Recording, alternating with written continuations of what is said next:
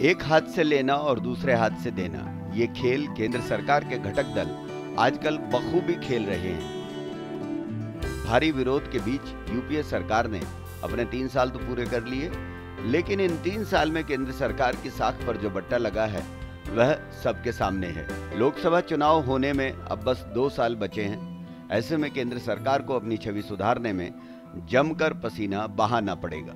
सरकार के बिगड़ते हालात को देखते हुए उनके सहयोगी भी मोल भाव की राजनीति पर उतर आए हैं और इस कड़ी में सबसे आगे है यूपीए की सहयोगी तृणमूल कांग्रेस और उसके बाद द्रविड़ मुनेत्र कड़गम यानी द्रमुक। एफडीआई का मुद्दा हो या पेट्रोल के बढ़े दामों को वापस करने की बात, ममता ने केंद्र को हमेशा ही आंख दिखाई है। सरकार ने अगर ममता की बात को तवज्जो नहीं दी तो समर्थन वापसी की घुड़की बनर्जी ने सरकार को तुरंत दी। समर्थन वापसी की धमकी के साथ डीएमके भी संयुक्त राष्ट्र में श्रीलंका के खिलाफ मानवाधिकार हनन के प्रस्ताव के पक्ष में वोट देने के लिए केंद्र सरकार को मजबूर कर चुकी है। लोकसभा में कांग्रेस के पास 207 सांसद हैं। सहयोगी टीएमसी के 19 सांसद और डीएमके के 18 सांसद यदि सरकार को सपोर्ट न करें तो उसके लिए कामकाज चलाना मुश्किल हो जाएगा। ऐसे में अगर एक घटक दल समर्थन वापसी की चेतावनी देता है तो सरकार पर संकट के बादल मंडराने लगेंगे। चेतावनी से डगमगाती सरकार के सामने शर्त मानने के अलावा कोई चारा भी नहीं है।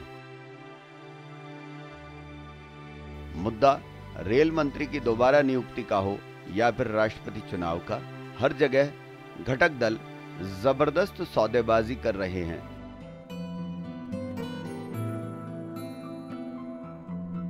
राष्ट्रपति पद के लिए कांग्रेस के उम्मीदवार का समर्थन करने के लिए भी ममता बनर्जी पहले ही मोलभाव कर चुकी हैं। राष्ट्रपति पद के लिए मीरा कुमार के नाम पर रजामंदी जाहिर करने वाली बनर्जी ने साफ कहा है कि केंद्र सरकार अगर बंगाल को विशेष आर्थिक पैकेज देती है तभी टीएमसी द्वारा कांग्रेस के उम्मीदवार प्रणब मुखर्जी का समर्थन किया जाएगा।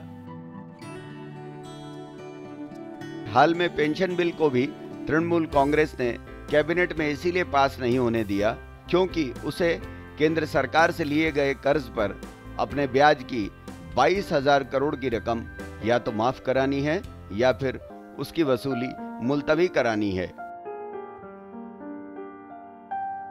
इस प्रकार मौजूदा दौर में सहयोगियों की मांगों के सामने झुकना केंद्र सरकार की मजबूरी है, लेकिन सरकार के सामने सबसे बड़ी चुनौती यह है कि वह आम जनता के बीच अपनी छवि कैसे बचाए और अपना इकबाल कैसे कायम करे।